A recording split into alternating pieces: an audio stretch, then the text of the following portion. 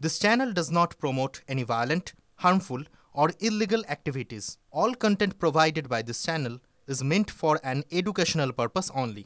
JMB জঙ্গি তারিকুল ইসলামকে হেফাজতে পেতে আজকে আদালতে আসতে পারে আসাম এসটিএফ। আজই শেষ হচ্ছে তারিকুলের বেঙ্গল এসটিএফ এর হেফাজত।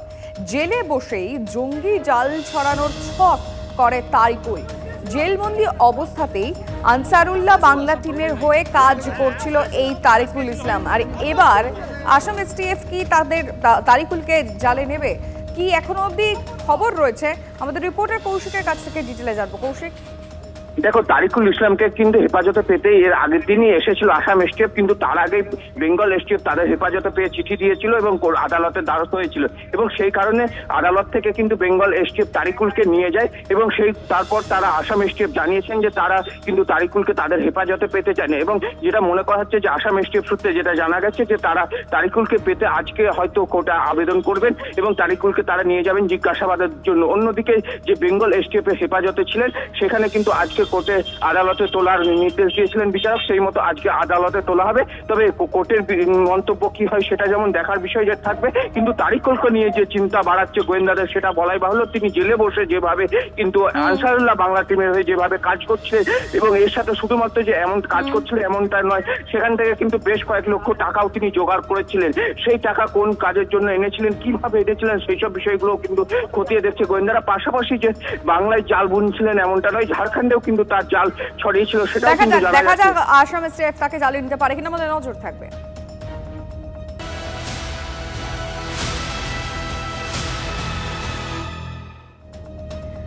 আবারও আজব দাবি বাংলাদেশের ইউনূস সরকারের। সীমান্তে কাঁটাতারের বেড়া দিতে পারবে না বিএসএফ। দাবি ঢাকার।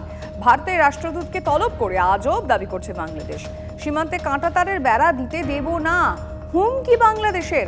কাঁটাতার দেওয়া হবেই, বার্তা ভারতের। মালদার সুখদেবপুরে বর্ডার গার্ড বাংলাদেশের সক্রিয় মদতে জঙ্গি অনুপ্রবেশের অভিযোগ। ভারত বাংলাদেশ সীমান্তে এখনো টান টেনশন। জঙ্গি ঢোকাতে সীমান্তে লাগাতার উস্কানি, বাংকার তৈরি ইউনূস বাহিনীর।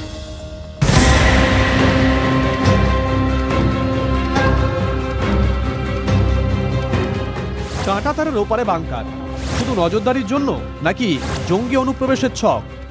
পাকিস্তান সীমান্তের মতো এবার মালদার সুখদেবপুরে বাংলাদেশ সীমান্ত বাংকার। তাহলে কি কাশ্মীর, রাজস্থান কিংবা পাঞ্জাবের কায়দায় বাংকারের আড়ালে বাংলায় জঙ্গি ঢোকানোর ব্লুপ্রিন্ট? মালদার সুখদেবপুর সীমান্তের ওপারের এই ছবিগুলো এই প্রশ্নটাই উস্কে দিয়েছে। আমি দাঁড়িয়ে আছি সুখদেবপুর উচ্চ বিদ্যালয়ে। এই বিদ্যালয়ের ছাদ থেকে এমনকি খোলা জানলা থেকেও দেখা যায় ভারত বাংলাদেশ সীমান্ত। আর সেই সীমান্ত যেখানে কোনো কাঁটাতার নেই, প্রায় 1.5 কিলোমিটার এলাকা কোনো কাঁটাতার নেই। আমি বলছি যে আজকে জঙ্গি 6 জন আমাদের সকালবেলা পার হয়েছে, বাংলাদেশ থেকে ইন্ডিয়া এসছে। 6 জন আজকে তাজা খবর 4টার দিকে, কিন্তু আমরা তাড়া করেছিলাম বিএসএফ এর সঙ্গে একসঙ্গে, তো ধরতে পারেনি। তো এইভাবে জঙ্গিরা যাচ্ছে, ওই জন্য আমরা তার ভাড়া করতে চাই। মানে জঙ্গি কি ঢুকিয়ে দিচ্ছে? হ্যাঁ, ঢুকিয়ে দিচ্ছে। কে? বিজেপি আর ইউনিট সরকারের ওদের তরফ থেকে পুরো পাওয়ার দেওয়া আছে বিজেপিকে। অতীতে এই ধরনের বাংকার বা সুড়ঙ্গের মাধ্যমে পাকিস্তানি মদতপুষ্ট জঙ্গি অনুপ্রবেশ ঘটেছে ভারতীয় ভূখণ্ডে। আর বাংলাদেশ সীমান্তে মিলল এরকম সারি সারি বাংকার। দূর থেকে দেখলে মনে হবে মাটির ঢিবি। জঙ্গি অনুপ্রবেশের অভিযোগ যে অমূলক নয় তা গ্রামবাসীদের দাবিতেই স্পষ্ট। বিজেপির মদতে জঙ্গি অনুপ্রবেশ ঘটছে বলে সরাসরি অভিযোগ করছেন সীমান্তবর্তী এলাকার বাসিন্দারা। গ্রামবাসীরা অভিযোগ করছেন 6 জন বাংলাদেশি তারা এই স্কুলেই ঢোকার চেষ্টা করেছিল। গ্রামবাসীরা তাড়া করে, বিএসএফ তাড়া করে, তাদেরকে কোনো ক্রমে ভাগিয়ে দেয়। গ্রামবাসীরা বিস্ফোরক অভিযোগ করছেন সেই 6 জন নাকি কোনো জঙ্গি সংগঠনের সদস্য। ওরা এখানে এসে ঢুকে যাচ্ছে, লুটপাট করছে, সেই জন্য আমরা ভয়ে কুজিন স্কুল যেতে পারছি না। হ্যাঁ, মানে কি লুটপাট করে? গরু যাই, গাছ কেটে নিয়ে চলে যাই। গরু তুলে নিয়ে চলে যাচ্ছে? হ্যাঁ, গাছ কেটে নিয়ে চলে যাই। আমাদের গরু নিয়ে যায়, গাছও কাটে ও হামলাও চালায়। লুটপাট করে।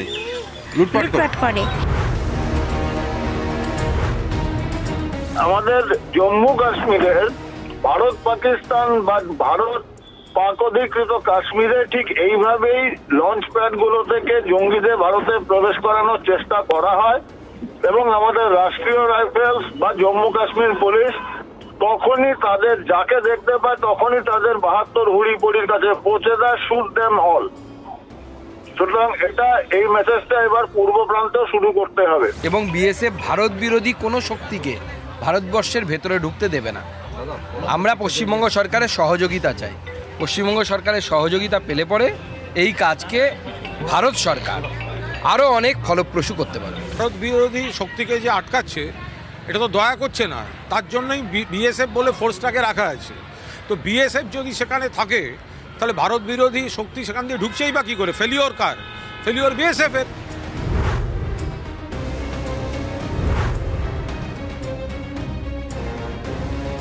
কোচবিহারের 3 বিঘা সীমান্তে তৎপর বিএসএফ, বেড়েছে নজরদারি। শুক্রবার মেকলিগঞ্জ সীমান্তে কাঁটাতারের বেড়া দেওয়া নিয়ে উত্তপ্ত হয়ে ওঠে পরিস্থিতি। এরপরেই সীমান্তে সক্রিয়তা বাড়িয়েছে বিএসএফ। শুভতোষ ভট্টাচার্য ও সুমন কল্যাণ ভদ্রের রিপোর্ট, TV9 বাংলা।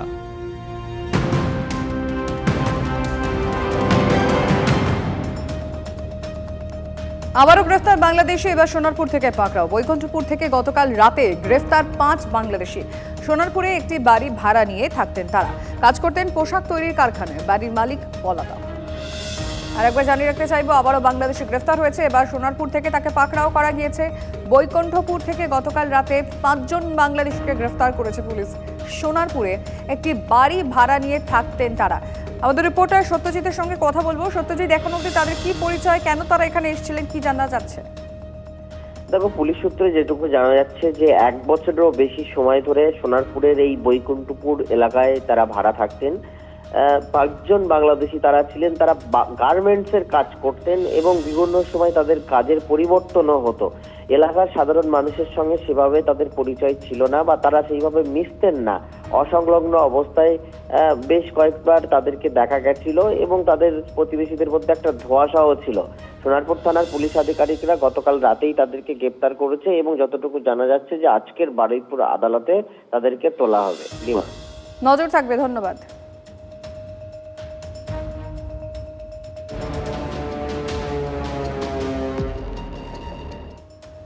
ভুয়ো ভোটার কার্ড দিয়ে আধার বানিয়ে বৈধ পরিচয়পত্র।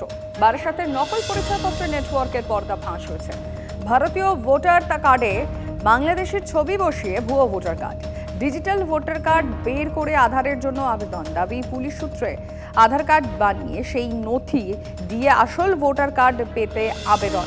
জাল নথি দিয়ে আবেদনের পর আসল ভোটার কার্ড বাংলাদেশের হাতে। জাল নথিতে আসল পরিচয়পত্র দিয়ে বাংলাদেশের হাতে ভারতের পাসপোর্ট। অশোকনগরের ধৃত প্রাক্তন এসআই এর গ্রেফতারির সূত্র ধরে তথ্য পুলিশের হাতে। যে নতুন করে যখন আধার কার্ড বেরোচ্ছে তখন এই ইপিক নম্বরের কানেকশানে কেন ধরা পড়ছে না যে এইটা একজনের রয়ে গেছে, এই ভোটার কার্ড আরেকজনের রয়ে গেছে, সেইটা ধরা পড়ছে না। এইটা একটা সাংঘাতিকভাবে তদন্ত হওয়া দরকার। সঠিক তদন্ত, নিরপেক্ষ তদন্ত।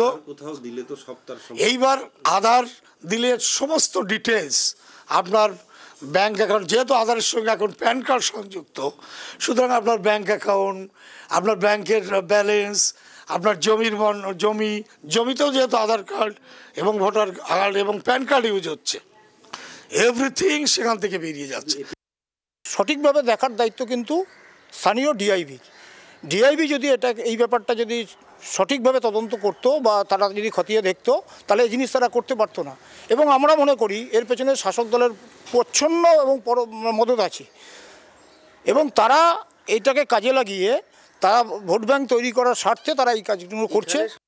সিস্টেমে গলদ অবশ্যই আছে এবং তার জন্যই সিস্টেমে গলদ কোথাও কোথাও ওভারলুক হচ্ছে এবং কোথাও কোথাও যারা এইভাবে জাল যোগসাজশে যুক্ত তাদের জন্য প্রশাসন আছে এবং প্রশাসন সেই মতন করেই ইন্টারোগেশনের মধ্য দিয়ে দেখুন 1 জন থেকে 2 জন, 2 জন থেকে 5 জন এদেরকে বের করছেন। পাসপোর্ট জালিয়াতির মধ্যে ভুয়ো আধার কার্ড চক্রের পর্দা ফাঁস হয়েছে। মুর্শিদাবাদের সুতি থেকে গ্রেফতার হয়েছে 3 জন। বাজেয়াপ্ত করা হয়েছে জাল আধার কার্ড তৈরির যন্ত্র, প্রচুর ভুয়ো আধার কার্ড। অন্যের ব্যক্তিগত তথ্য চুরি করে তৈরি হতো জাল আধার কার্ড। দাবি গোয়েন্দাদের। চক্রে আর কারা জড়িত, কতদূর ছড়িয়ে জালিয়াতির জাল, তদন্তে পুলিশ।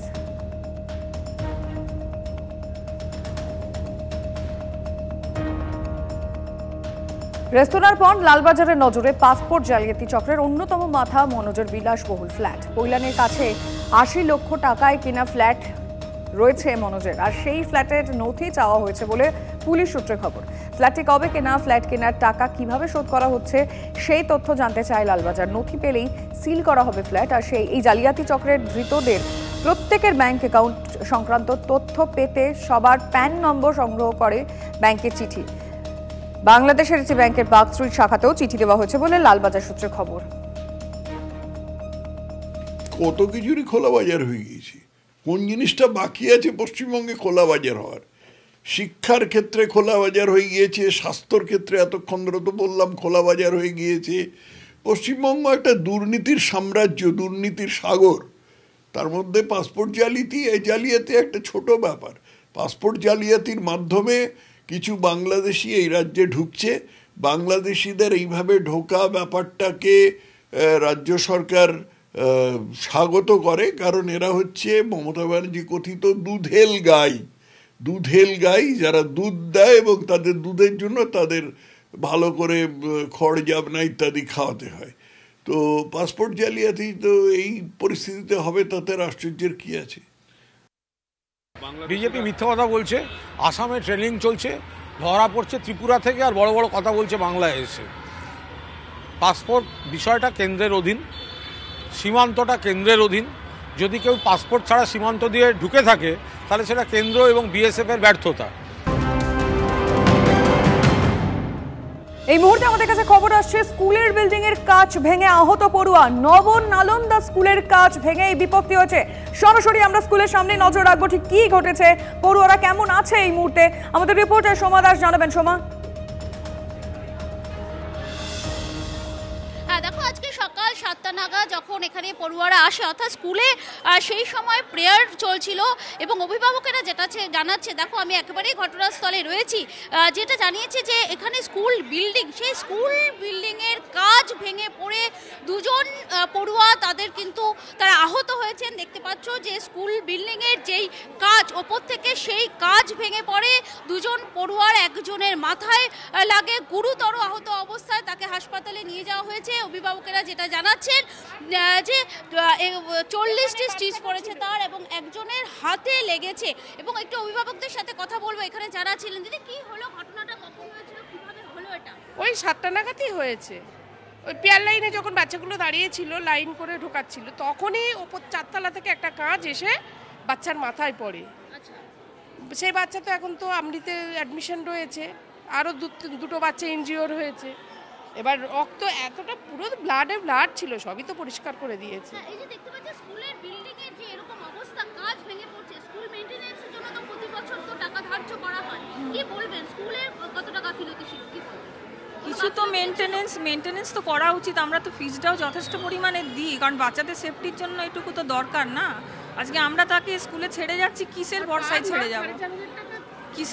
ছেড়ে যাব? আমরাও তো টেনশনের মধ্যে থাকছি না।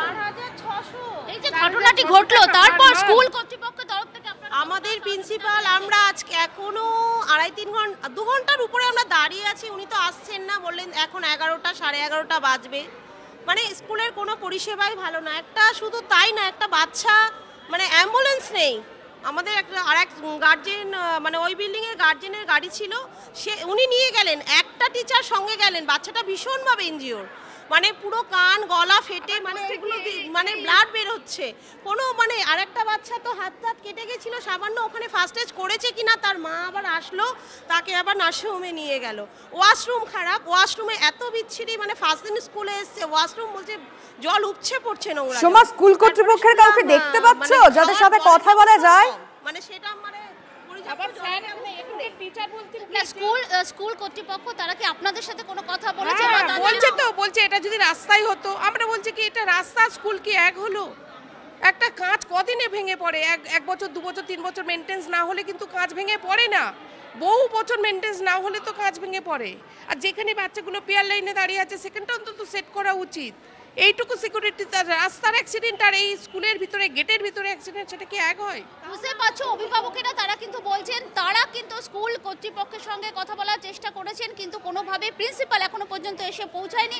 দেখতে পাচ্ছ সেই স্কুলের যে একেবারে প্রাঙ্গণ, সেখানে আমরা দাঁড়িয়ে আছি। এখনো পর্যন্ত কিন্তু স্কুলের ভেতরে প্রবেশ করে তাদের সাথে কথা বলার সুযোগ কিন্তু আমাদেরও দেওয়া হয়নি। এখানে অভিভাবকেরাও রয়েছেন, তারা কিন্তু ক্ষোভে ফেটে পড়ছেন। তারা কিন্তু একটা কথাই বলছেন, যে ঘটনা ঘটেছে সেটা কোনোভাবেই কাম্য না। এই যে স্কুল কর্তৃপক্ষ তারা কোনো দায়িত্ব নিয়েছে এখনো পর্যন্ত? প্রথমে তো এই পাশের নার্সিংহোমে নিয়ে গেছিল, তো ওখানে সেভাবে কেউ করতে পারলো না, ওরা রেফার করে দিল।